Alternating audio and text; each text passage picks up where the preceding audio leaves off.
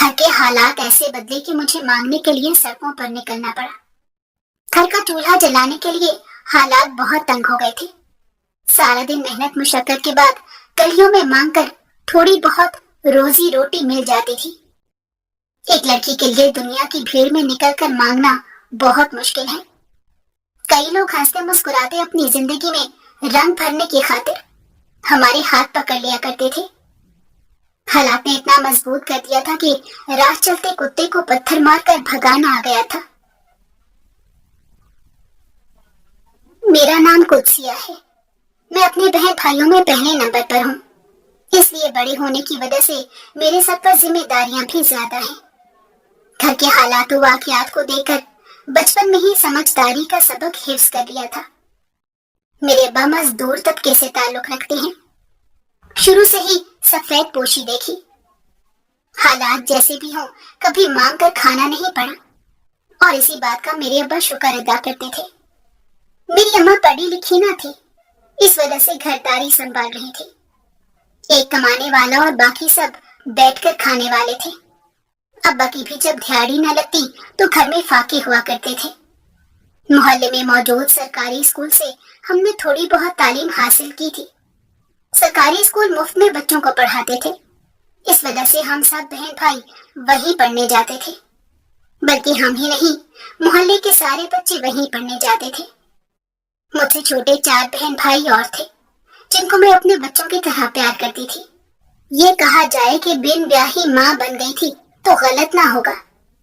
شروع سے میری اماں کی طبیعت خراب رہتی تھی۔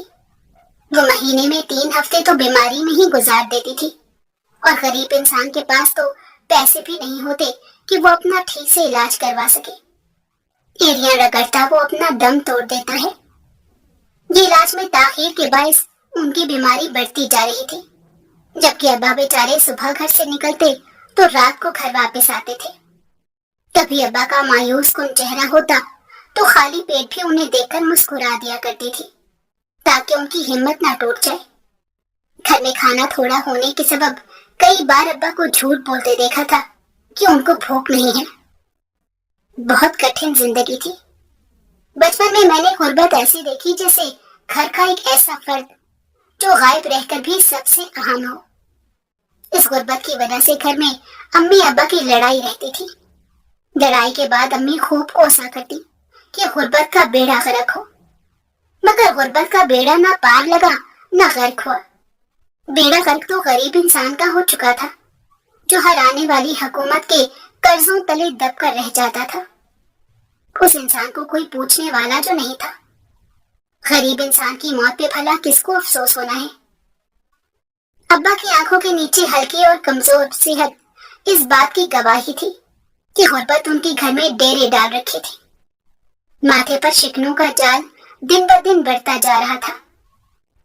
بھلا غریب انسان صبح سے شام تک کام کرے اور اس کی پیٹ کی آنتیں اس سے کھانا بھی نہ مانگے؟ ایسا ممکن نہیں ہو سکتا۔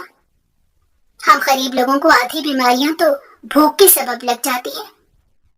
میری چھوٹی بہن بہت کمزور تھی، ہر وقت اسے چکر آتے رہتے تھے، لیکن گھر میں اچھی خوراک نہ تھی کہ اس کی خون کی کمی کو پورا کیا جا سکے۔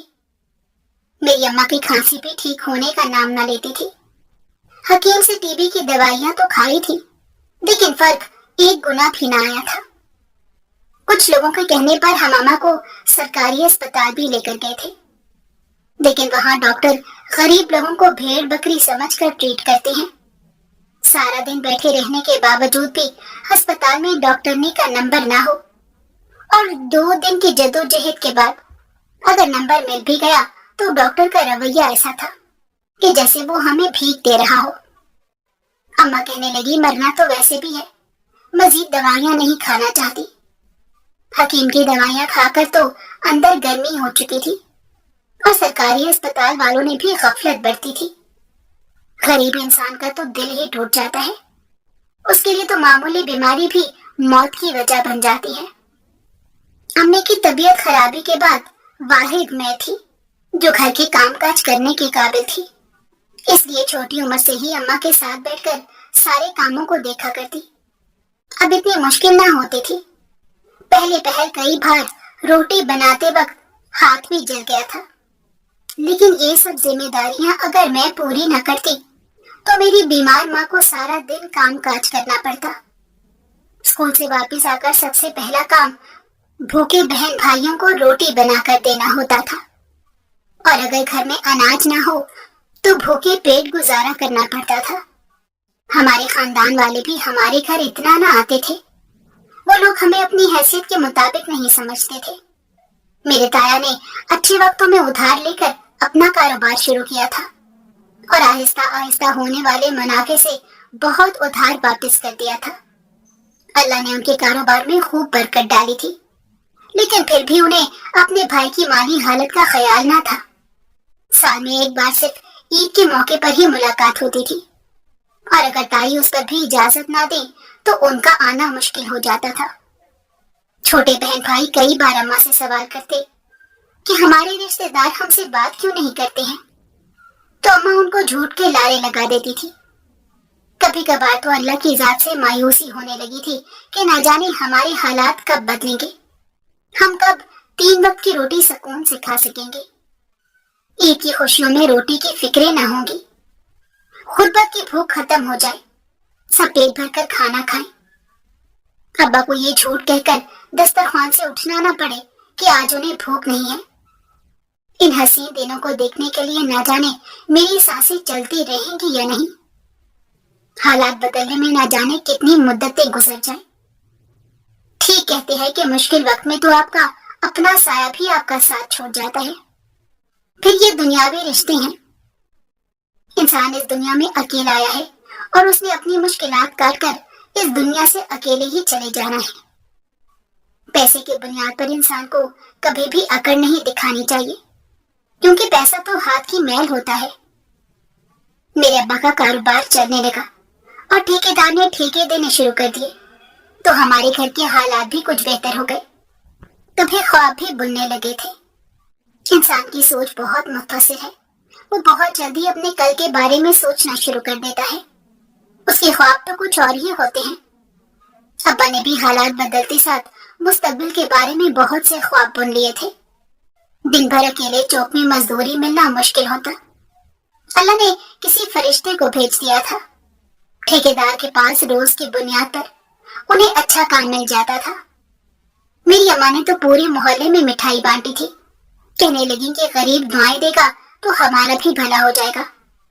صدقہ نکال کر انہوں نے گلی میں آنے والے فقیروں کو بھی دیا تھا۔ اس مکان میں ہم بہت پرانے رہائشی تھے، میں اپنے بچپن سے یہی رہائش پذیر تھی۔ میری اماں شادی کر کے اسی مکان میں آئی تھی، اسی لیے یہاں کے پڑوسیوں سے بھی گہری وابستگی تھی۔ زندگی کے دکھ سکھ ساتھ دیکھے تھے۔ ہمارے گھر پر آنے والا کوئی فقیر خالی ہاتھ نہ جاتا تھا، لیکن آج کل کے لوگوں نے مانگنے کو پیشہ بنا لیا، اس وجہ سے اصل حقدار تو اس کی رقم پہنچ ہی نہیں پاتی۔ جب سے ہمارے حالات بدلے تھے، ارد گرد کے لوگوں کا حسد بھی بڑھ گیا تھا۔ محلے میں سب ہمارے جیسے سفید پوش لوگ ہی رہتے تھے، لیکن کسی کو آگے بڑھتا دیکھ کر کوئی انسان کبھی خوش نہیں رہ سکتا۔ جب ہم سارا سال گوشت نہ کھاتے اور گھر میں کھانا بھی ایک وقت کا بنتا تھا، تب تو کسی کو خیال نہ آیا کہ ایک پلیٹ سالن پڑوسیوں کو بھی دے دیا جائے۔ لیکن میری اماں کی سوچ الگ تھی، وہ کہتی تھی کہ اللہ کی راہ میں جتنا بانٹو گے اتنا ہی زیادہ ملے گا۔ پھر جمعرات کے دن تو مانگنے والوں کی لائن لگ جایا کرتی تھی۔ اف، یہ کیسا شور ہے دروازے پر، ایک کے بعد ایک دستک۔ امی دیکھے ذرا کون آیا ہے۔ میں نے اکتاہٹ سے کہا۔ اکتاہٹ بھی کیوں نہ ہوتی، صبح سے ایک کے بعد ایک دستک، بلکہ یوں کہوں کہ آج پھر وہ گروہ آیا ہوا ہے جو پہلے دستک دیتا ہے اور اس کو کچھ پیسے دو تو وہ دوسری کو اشارہ کر دیتی ہے کہ یہاں ملے گا، تم بھی آ جاؤ، اور پھر دوسری اور پھر تیسری۔ ایسے چند دن پہلے بھی ہوا تھا کہ ایک گروہ ہمارے گھر کے ساتھ والے گھر کے سائڈ پر کھڑا ہوا تھا، تو باری باری وہ آ کر دروازے پر دستک دیتے تھے، اور اگر کہو کہ کھانا کھا لو، پیسوں کی جگہ تو بیٹھ جاتی کہ ہمیں تو پیسے ہی چاہیے۔ پھر کچھ بھی کہو وہ اٹھ نہیں رہی تھی۔ اماں نے ڈانٹ کر بھیجا تو دوسری آ گئی۔ تو بتانے کا مقصد یہ ہے کہ آج بھی اسی زور و شور کے ساتھ دروازے پر دستک ہوئی، तुम परेशान होकर अम्मा से कहा कि आप देखें कौन है। मैं नहीं देखूंगी, फिर से वही होंगी। लेकिन माँ की आवाज ना आई तो मैंने जाकर देखा वो नमाज पढ़ रही हैं। तो सोचा कि दरवाजा खोलूं। मैं खोलने के लिए दरवाजे की जानिब जो ही बढ़ी तो माँ की आवाज आई कि तुम रुक जाओ, मैं देखती हूँ कि कौन है। तुम मत जाओ दरवाजे की तरफ, इन लोगों को आराम नहीं आना। फिर अम्मी आई और उन्होंने जैसे ही दरवाजा खोला तो सामने एक औरत और साथ 7 साल का बच्चा खड़े थे। दरवाजा खुलते ही उन्होंने फरियाद की कि हमें कुछ नहीं चाहिए, बस आप हमें रोटी खिला दे, बहुत भूख लगी है। उसकी आंखों में अजीब सी कहानी थी। मेरी अम्मा को अपने दुख दर्द सुनाने लगी। मेरी अम्मा कहने लगी, अल्लाह जल्द ही तुम्हारे हालात बदल देगा। हमारे हालात भी तुमसे मुख्तलिफ ना थे, लेकिन अल्लाह ने बस अपना करम कर दिया। रोटी पेट भरकर खाने के बाद फकीर ने दुआएं देती हुई घर से रुखसत हो गई। कहने लगी कि मांगते हुए बहुत शर्म आती है। कई बार ख्याल आता है रोज रोज इज्जत नफ्स को मजरू करने से बेहतर है कि इंसान 2 चुटकी जहर खाकर हमेशा के लिए इस दुनिया से आंख बंद कर ले। लेकिन अपने बच्चों के होते हुए इतनी हिम्मत अपने अंदर पैदा नहीं कर पाती। मेरी अम्मा बहुत नरम दिल थी। सारा दिन उस फकीरनी का तस्करा करती रही। कहने लगी कि अल्लाह ऐसे हालात कभी ना लाए। ये गरीब ही दूसरे गरीब का दुख समझ सकता था। जो इन हालात से गुजरा हो वो अच्छी तरह वाकिफ होगा कि मुश्किलात किस तरह आपके घर का रास्ता देख लेती हैं। एक मुश्किल आए तो उसके पीछे कई मुश्किलात आ जाती हैं। गरीब के घर तो अगर कोई बीमार भी हो जाए तो नई मुसीबत पड़ जाती है। अपने प्यारे को सिवाय दुख और तकलीफ में देखने की कोई दूसरा चारा नहीं रहता। गरीब का सबसे बड़ा गम रोटी ही तो है। अगर उसके घर का इलाज पूरा हो जाए तो उसे किसी चीज की तलब नहीं रहती। लेकिन हमारे अच्छे दिन लगता है मुख्तसर लम्हों के लिए आए थे। एक रोज मोहल्ले की खाला भागती हुई हमारे घर आई। कहने लगी कि चलती चलो, अस्पताल के लिए निकलना है। उनकी हालत को देखकर खैरियत मालूम नहीं हो रही थी। मैंने कहा, खाला ऐसी कौन सी बात है जो इतनी जल्दी भागने के चक्कर में हो? घर में खैरियत तो है। उनके फूली हुई सांसों से मालूम हो रहा था कि कोई अनहोनी खबर ही खाला लाई है। कहने लगी कि मुझे कॉल आई थी। कोई कह रहा था कि बशीर मिस्त्री काम करते हुए नीचे गिर गया है। अब्बा के बारे में यह खबर सुनकर कुछ लम्हे तो मुझे होश न आया। जिस्म कांपने लगा और दिल में डर सा पैदा हो गया। दोबारा खाला के चीखने पर ही होश में आई। कहने लगी कि जल्दी चादर ओढ़ लो ताकि तेरे अब्बा को अस्पताल जाकर देखें, अल्लाह खैर करेगा। अब्बा के बगैर हम सबकी जिंदगी अधूरी है। वो इंसान पूरे घर की कफालत करने वाला है। अगर उसे कुछ हो गया तो घर वालों के फाके शुरू हो जाने हैं।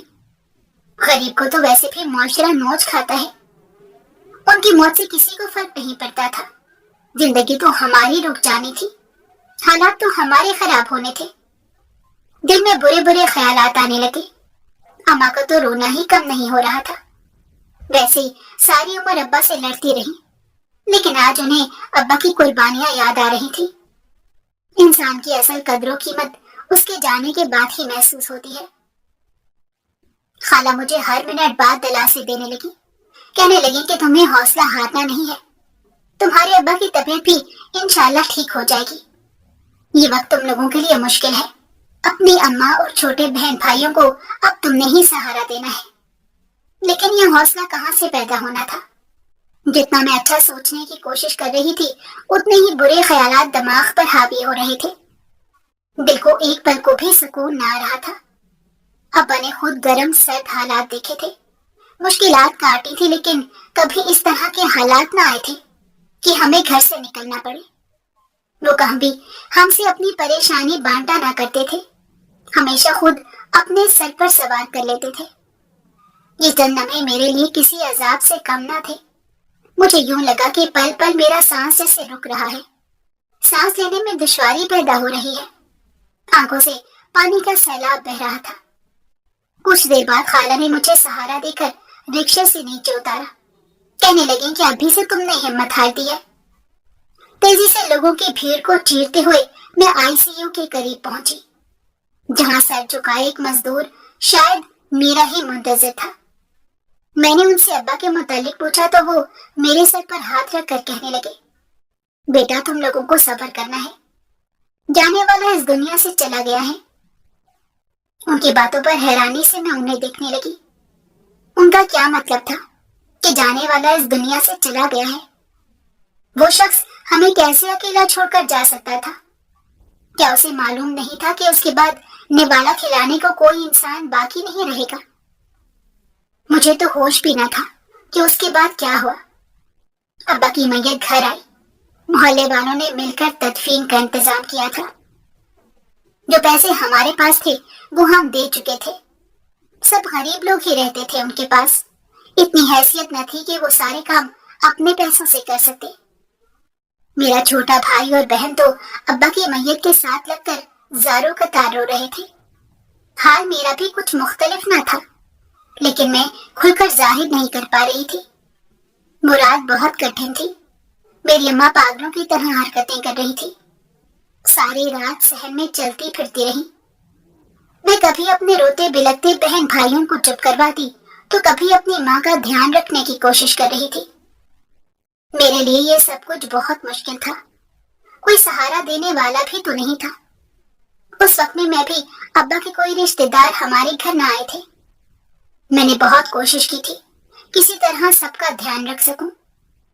घर में फाकों की नौबत आ गई थी, लेकिन कमाने वाली कोई जात न थी। अब मुझे ही खुद हाथ पांव हिलाने थे ताकि मैं अपने बहन भाइयों का पेट भर सकूं। मेरे बहन भाई अभी बहुत छोटे थे। मेरा भाई मुझे कहने लगा कि मैं अब्बा की जगह मजदूरी पर लग जाता हूँ, लेकिन मैंने उसे डांट कर चुप करवा दिया कि जल्द ही मेरी स्कूल में नौकरी लग जाएगी। कोई भी मुझे नौकरी पर रखने को तैयार न था। मैं स्कूल की सफाई सुथराई करने पर भी तैयार थी, लेकिन जहाँ भी जाती वहां से इनकार ही हो जाता था। शायद किस्मत ही मेरे साथ नहीं थी। मेरी अम्मा रोज मेरी निगाहों की मुंतजिर होती थी। कहने लगी कि जब तुम घर से निकलती हो तो मेरा दिल ऊपर नीचे होता रहता है। हर वक्त यही ख्याल आता रहता है कि अगर कुछ बुरा हो गया तो मैं तुम्हारे अब्बा को रोज़े क़यामत क्या मुंह दिखाऊंगी।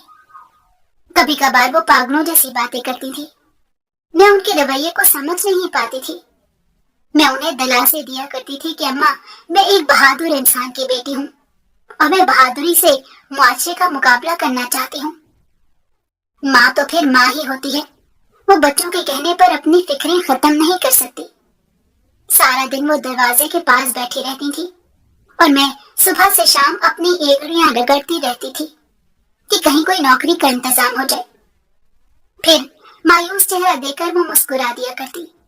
कहने लगी, तुम्हारे अब्बा भी यूं ही मायूस हो गए थे तो देखो अल्लाह ने उनके रास्ते खोल दिए। अब्बा का तस्करा करते उनकी आंखें भीग जाया करती थी। कहती थी कि अल्लाह ने मेरा नसीब बहुत अच्छा लिखा था कि तुम्हारे अब्बा जैसा शख्स मेरा जीवन साथी था। उस शख्स ने हमेशा अपनी हैसियत से बढ़कर हमारे लिए किया। खुद धूप बर्दाश्त की और हमें छांव में रखा। बाहर की दुनिया में जाकर अब्बा की कुर्बानियों का असल अंदाजा हुआ था। मेरा वो वक्त बहुत कठिन था। मुश्किल वक्त में सब असली चेहरे सामने आ जाते हैं। अब्बा के जाने के बाद अम्मा तो दीवानी हो चुकी थी। सारा दिन घर की दीवारों को देखती रहती थी और रात को हमसे पूछा करती थी, तुम्हारे अब्बा अभी तक घर नहीं आए। मुझे कहा करती थी कि कुत्सिया, अपने अब्बा के लिए खाना गर्म कर देना। बहन भाई भी छुपके रोया करते थे। स्कूल जाने के बहाने उनका दिल लग जाता था। मैट्रिक तक मेरी तालीम तो मुकम्मल हो चुकी थी। आगे कोई ऐसा सरकारी इदारा न था जहां मुफ्त तालीम दी जा सके। मैंने कॉलेज का पता करवाया तो मालूम हुआ कि वहां भी सालाना 5,000 रुपया फीस देनी पड़ती है। मेरे पास इतनी रकम भी न थी कि मैं वो 5,000 रुपए अदा कर सकूं। अगर अब्बा जिंदा होते तो हालात कुछ और थे। बाप के होने से बच्चों को बहुत सहारा मिल जाता है। कोई उनकी आंखों में आंखें डालकर बातें नहीं बना सकता। बाप के जाने के बाद तो मुआशरे का कुत्ता भी शेर बन जाता है। ये वो बेटियां समझ सकती हैं जिनके वालिदैन उनके सरों पर सलामत नहीं होते। रोजगार के लिए उन्हें रोज घर से बाहर निकलना पड़ता है और बाहर के कुत्ते उन्हें गोश्त का टुकड़ा समझकर नोचने की कोशिश करते हैं। घर में खाने को कुछ ना था। पेट से आवाजें आना शुरू हो चुकी थी। बहन भाई भी रोकर रोटी मांगते थे। जिंदगी कितनी तंग हो गई थी। घर वापस जाने को दिल नहीं कर रहा था। दिल था कि यहीं बैठी रहूं। कुछ घरेलू झगड़े और कुछ हाथ की तंगी की वजह से मैं बहुत परेशान थी। एक दिन सोचा कि मैं घर से दूर भागूं। फिर अपनी बूढ़ी माँ और बच्चों का ख्याल आया, क्योंकि वो कुछ हद तक मेरी प्रॉब्लम समझते थे। इस वजह से ये ख्याल तर्क कर दिया। फिर सोचा कि खुदकुशी कर लूं, मगर ऐसे मरना भी गुनाहे अजीम है, ये भी ना कर सकी। मेरे छोटे बहन भाइयों का क्या होता, जो मेरे लिए बच्चों की तरह अजीज थे। घर का राशन भी कल से खत्म था। आज कुछ भीख मांग कर राशन पूरा करना था। यही सोचते सोचते मैं एक चौराहे पर पहुंच गई, जहां रेड लाइट की वजह से बहुत सारी गाड़ियां लाइन में लगी थी और भिखारियों की भी एक अच्छी खासी तादाद थी। उनका मुकम्मल ग्रोह था, जो इस पेशे को नस्ल दर नस्ल अपनाए हुए था। उनको बस ये रिश्ता मौत से बेहतर लगता है। अपनी खुदारी को उन्होंने मीठी नींद सुला दिया था। अगर वो अपनी गैरत को जगाए रखी तो उनके लिए 2 वक्त की रोटी पूरी करना मुश्किल हो जाए। जब घर में आपके बच्चे रो रहे हों, तो आपके पास 2 ही ऑप्शन रहते हैं, या तो फिर आप सफेद पोशी से जहर खाकर मर जाएं। हर आने जाने वाला उनको ताने देता था। यही वो अमीर लोग हैं जो कुर्सियों पर बैठकर कभी इंसाफ से काम नहीं लेते। अगर ये नौकरियां सिफारिश के बजाय काबिलियत पर देना शुरू कर दें और हक हलाल की कमाई खाएं, तो गरीबों को भी उनका हिस्सा मिल जाए और किसी को खुददारी के लिए भीख ना मांगनी पड़े। उनकी जिंदगी का जायजा लेने की कोशिश कर रही थी। कितने दिनों से मैं भूखी थी। अब मजीद चलने की हिम्मत न थी, इसलिए फुटपाथ पर बैठकर ये तमाशा देख रही थी। वो भिखारी रुकी गाड़ियों की खिड़कियों के करीब जाकर उनमें बैठे मुसाफिरों से भीख मांग रहे थे। ग्रीन लाइट देखते ही गाड़ियां परिंदों की तरह परवाज करने लगी और सब भिखारी रास्ता मापने लगे। एक बुर्कापोश भिखारन मेरे पास आकर मुझसे भी भीख मांगने लगी। इससे पहले कि मैं उसे कुछ कहती, मैंने पूछा, तुम भीख क्यों मांग रही हो? वो शुरू हो गई, नहीं देना है तो मत दो, सवाल जवाब क्यों करती हो? मैं भीख मंगी नहीं थी। कुछ दुनियावी हालात और कुछ अल्लाह के कहर की वजह से मैं मजबूर हो गई। फिर उसने जैसे मेरी ही बीती कहानी दोहराई और आखिर में कहा, बुरे काम और चोरी करना तो गुनाह है, नौकरियां भी मिलने से रही। अब इससे बेहतरीन कमाई का कोई और जरिया है तो बताओ। और हाँ, इसके कई फायदे भी हैं। एक, लोगों से बातचीत होती है। दूसरा, दौड़ धूप करने से वर्जिश होती है। और सबसे बड़ी बात, घरेलू तफरुकात से दूर भी रहते हैं। बस शाम को घर जाओ, दिन की कमाई घर वालों के सामने रखो, बैठे बिठाए खाना भी मिलेगा और रात को चैन की नींद भी मिलेगी। ना किसी का उधार, ना ही कोई बैकलॉग। बस एक ही फिक्र है कि सुबह कहाँ और किस स्टॉप पर जाएं। वाह, क्या बात है! उसने तो मेरी प्रॉब्लम का नुस्खा ही मुझे थमा दिया। मैं घर आकर काफी देर सोचती रही। आज फिर खाने का इंतजाम न हो सका था, लेकिन वो भला करे मोहल्ले की खाला का, जो देख के चावल हमारे घर दे गई थी। इतने दिनों बाद 2 नवाले मुंह में गए थे। बाकी का खाना मैंने अपने बहन भाइयों के लिए रख दिया था कि वो पेट भर कर खा सके। मेरी अम्मा ने तो ये बहाना कर दिया कि मुझे भूख नहीं है, लेकिन फिर भी जबरदस्ती 2-4 नवाले मैंने उन्हें खिला ही दिए। मैं खूबसूरत थी और मुझ में किसी चीज की कमी न थी, लेकिन अल्लाह ने नसीब ऐसे लिखे थे कि कल से मुझे भीख मांगनी थी। घर में अभी इस बारे में मैंने किसी से तस्करा नहीं किया था। ये तो मालिक मकान ने हम पर एहसान कर दिया था कि अब्बा की मौत की वजह से 3 महीने का किराया माफ कर दिया था, वरना आज के दौर में इतना कौन करता है। मकान चाहे जैसा भी हो, गरीब को तो थोड़ा बहुत किराए का आसरा होता ही है, लेकिन उन्होंने हमारे लिए इतनी कुर्बानी दे दी थी। अगली सुबह पुराने कपड़े पहनकर मैं गली में निकल गई। मेरी अम्मा मुझसे पूछती रही कि आखिर को तुम कहाँ जा रही हो। मैंने कहा, अम्मा आज एक मजदूरी का काम मिला है, आज यकीनन मैं घर में सौदा लेकर ही लौटूंगी। सुबह मुझे इशारे पर बैठा देखकर वही भिखारन मेरे करीब आ गई और मुझे देखकर हंसने लगी। कहने लगी कि तुम्हें क्या लगता है कि हम तुम्हें इस इशारे पर मांगने की इजाजत दे देंगे? अब ये स्टॉप हमारा है। फकीरों के भी अड्डे होते हैं, इसलिए तुम यहाँ पर काम नहीं कर सकते। अगर मांगना ही है तो लोगों के दरों को बजाकर मांगना शुरू कर दो, लेकिन यहाँ से तुम्हें भीख मांगने की इजाजत हम नहीं देंगे। मैं हैरानी से उन्हें देखने लगी। क्या भीख मांगने के लिए भी अड्डे होते हैं? वहां से ठोकरे खाती मैं अमीरों के इलाके में चली गई थी। ये इलाका अपर मिडिल क्लास के लोगों का था। दरवाजा बजाकर मैं भीख मांगने लगी और चंद ही मिनटों में आटा और कुछ पैसे जमा हो गए थे। कुछ लोगों ने गलत हरकत करने की भी कोशिश की, लेकिन पत्थर मारकर मैं वहां से भागने की थी। कुछ जगह गालियां सुनने को भी मिली थी, किसी के मुफ्त में डांट पे खाई थी, लेकिन इस बात की खुशी थी कि घर खाली हाथ नहीं लौटी थी। जब घर वापस गई तो अम्मा मेरी हालत देखकर काफी हैरान रह गई थी।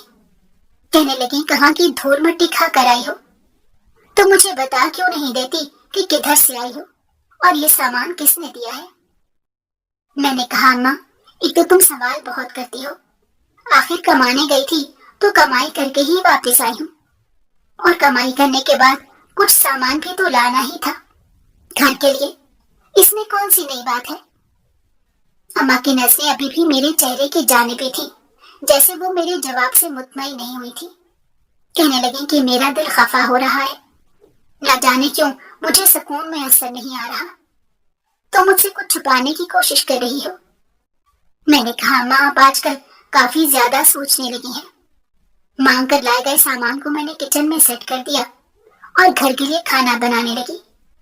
सबने पेट भर कर खाना खाया था और मेरे बहन भाई तो मेरी नौकरी लगने पर बहुत खुश थे। मैं उन्हें क्या बता सकती कि आखिर को मेरी नौकरी क्या है। रोज चेहरे पर नकाब बांधकर मैं ये नौकरी करने जाती थी ताकि घर वाले मुझे कहीं पहचान न ले और मेरी वजह से अम्मा को किसी शर्मिंदगी का सामना न करना पड़े। मैं अम्मा को बताने लगी कि मैं एक जगह सफाई सुथराई का काम करती हूँ, इसलिए कपड़ों पर धूल मिट्टी जमा हो जाती है। रोज रात से गुजरते लफंगे लड़के छेड़ा करते थे। ऐसे लोग मजबूर लड़की का फायदा उठाने की कोशिश करते हैं। उनकी मर्दानगी उस वक्त मर जाती है, लेकिन मैंने अपनी मुश्किलात का किसी से तस्करा नहीं किया था। कोई ऐसा महरम रिश्ता न था जो मुझे इन हालात से निकाल सकता। भीख देने के बहाने कुछ लड़के हाथ पकड़ लिया करते थे। मैं वहां से पत्थर मारकर भाग जाया करती थी। अब तो जितनी गंदी जबान वो इस्तेमाल करते थे, उससे ज्यादा गंदी जबान मैं उनके लिए इस्तेमाल कर दिया करती थी। शेरनी बनकर गलियों में घूमा करती थी।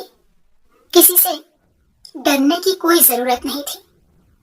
रोज रात को घर में खाना बनता था, कोई भूखे पेट नहीं सोता था। गलियों में दर बदर भटका करती थी और शाम होते ही घर की तरफ निकल जाया करती थी ताकि मेरी माँ के बेचैन दिल को करार आ जाए। सारा दिन वो मेरे इंतजार में निकाल देती थी।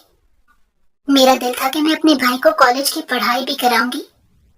कभी कभार रात को बिस्तर पर लेटते ही ये सोचें हावी हो जाती थी कि जिस दिन मेरे घर वालों को मालूम पड़ा कि मैं भीख मांगकर उनका पेट भर रही हूँ, न जाने वो उस दिन घर में क्या कयामत आ जाएगी। मेरी माँ का गरूर शायद मिट्टी में मिल जाए, जिन्होंने गली भर में मशहूर कर रखा था कि उनकी बेटी शहर में काम कर रही है। मैं अम्मी को बताकर उन्हें शर्मिंदा नहीं करवाना चाहती थी, वरना उन्होंने मुझे घर से बाहर तक निकलने नहीं देना था। अगर मैं घर से बाहर ना निकलती तो घर में कमाने वाला कोई ना था। मेरे भाई ने पढ़ाई छोड़कर काम धंधा शुरू कर देना था। अब्बा की तरह सारी जिंदगी मजदूरियां करके उसने अपने बच्चों को पालना था। इससे बेहतर था कि मैं अपनी जिंदगी को कुर्बान करके उन सबकी जिंदगियों को संवार दूं। भीख मांगते दौरान मैंने कई वाकयात देखे थे। आला ज़र्फ नजर आने वाली औरतों के असली चेहरे देखे थे। आजकल कंजूसी इतनी बढ़ गई थी कि लोग 5 रुपए से ज्यादा भीख देना मुनासिब नहीं समझते।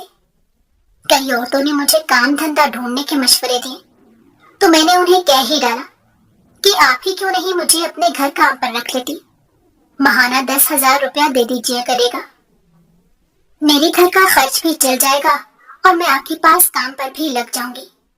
मुझे मांगना कतई अच्छा नहीं लगता। मैं एक सफेद पोश घराने से ताल्लुक रखती थी। वालिद के इंतकाल के बाद ये हालात हो गए हैं, इसीलिए दूसरों के दर्द को समझने की कोशिश कीजिए। पैसा तो हाथ की मैल है, कल कहीं आपको भी मेरे जैसे हालात ना देखने पड़ जाएं। कहने लगी, भिखारन, तुम तो हमें बद्दुआ ही देने लग पड़ी हो।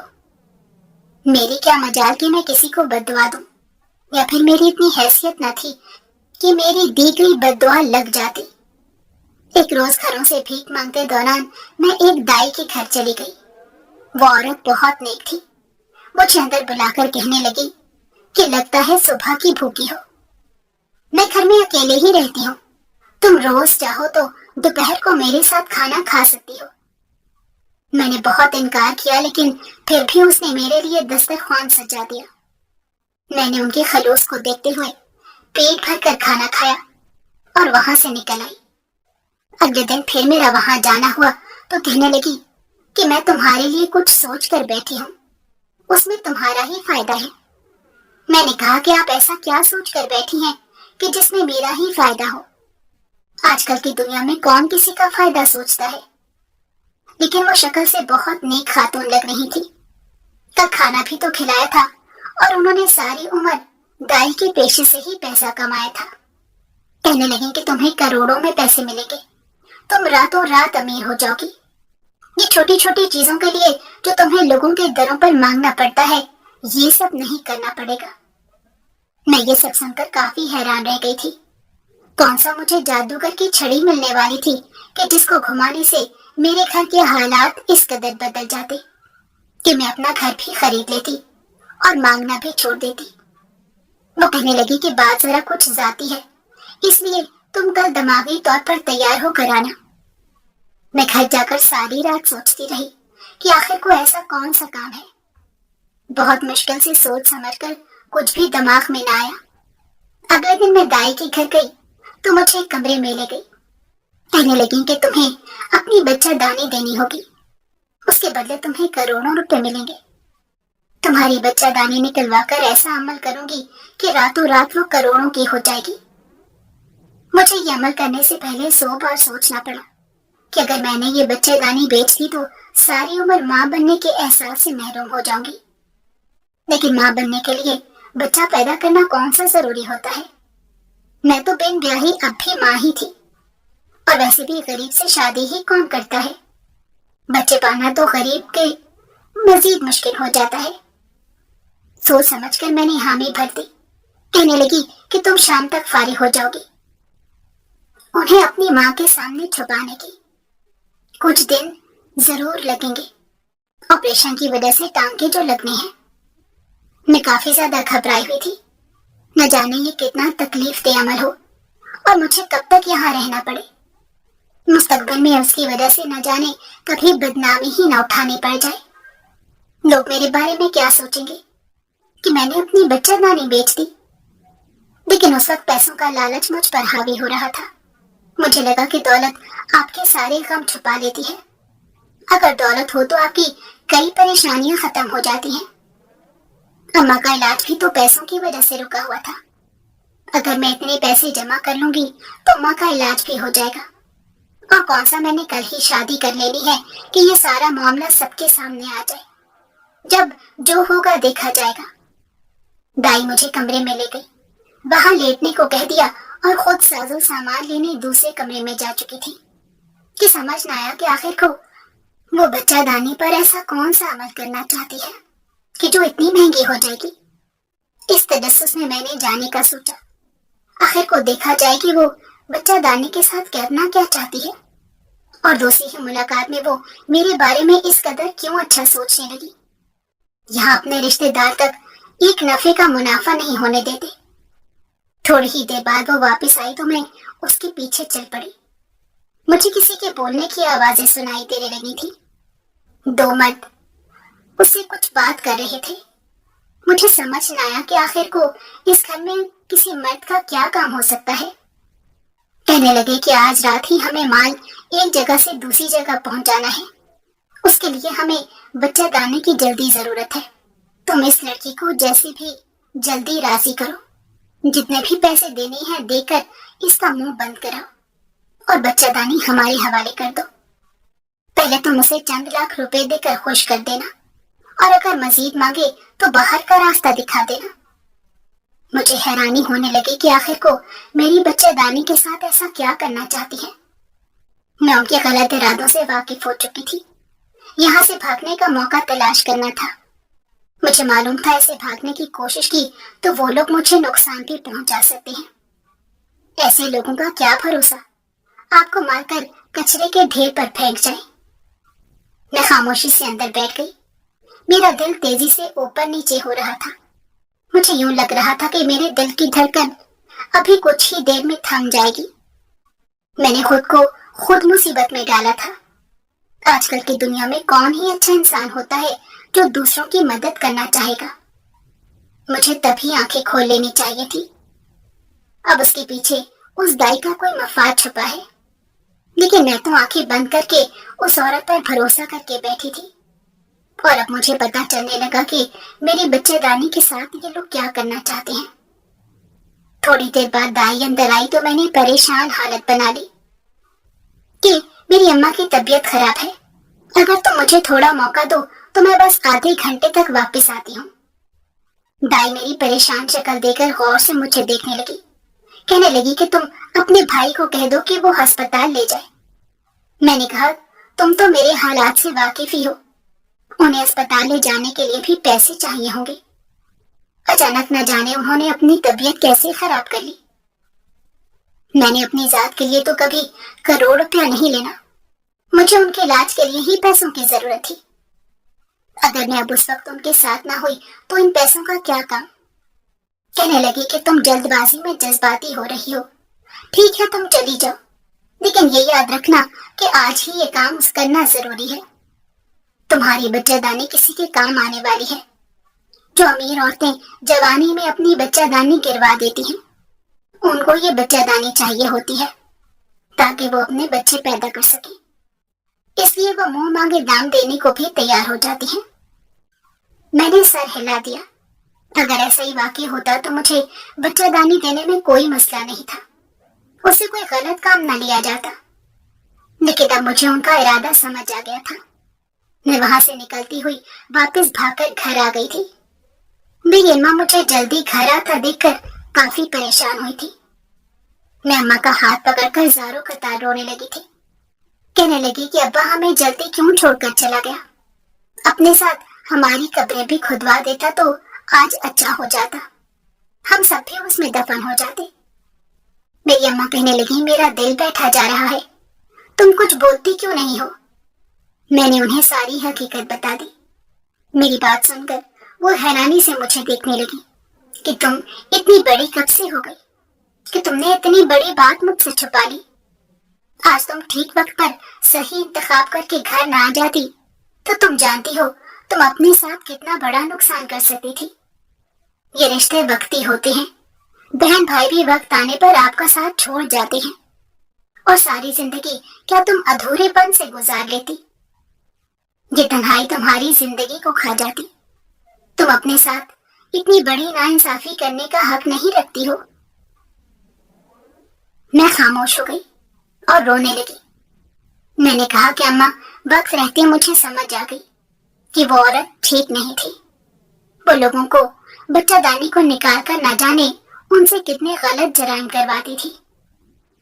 मेरी अम्मा कहने लगी कि अब मैं तुम्हें कहीं दर बदर ठोकरें नहीं खाने दूंगी। शायद पैसे सोने की चेन बेचकर ही आ जाएंगे, उससे हम अपनी फ्रूट की रेहड़ी लगा लेंगे। तुम्हारा भाई वो फ्रूट बेच कर आया करेगा। ये सोने की चेन तुम्हारे अब्बा ने मुझे दी थी, लेकिन तुम्हारी इज्जत से ज्यादा अहम नहीं है। मेरी अम्मा ने अपने कहे पर अमल किया था और मेरा भाई बाजार में जाकर फल बेचता था। मैंने बच्चों को ट्यूशन पढ़ाकर अपनी पढ़ाई दोबारा से शुरू कर ली थी। हालात फिर से बदलने लगे थे। 2 वक्त की रोटी पूरी हो जाती थी। भाई सुबह स्कूल और शाम को फ्रूट बेचता था। अल्लाह किसी की मेहनत रायगा नहीं जाने देता।